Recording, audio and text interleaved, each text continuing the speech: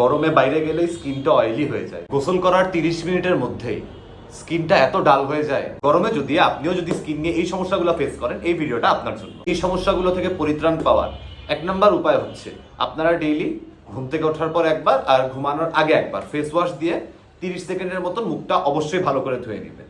Second টিপ হচ্ছে আপনারা প্রতিদিন কমপক্ষে 3 থেকে 4 লিটারের মতন পানি পান করবেন।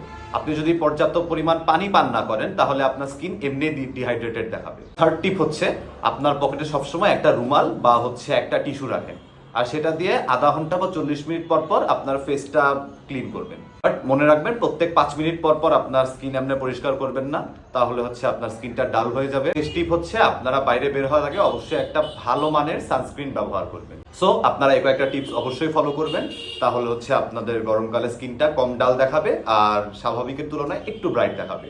ঠিক আছে, ভিডিও ভালো লাগলে অবশ্যই লাইক দিবেন আর সাবস্ক্রাইব অবশ্যই করবেন। Bye bye.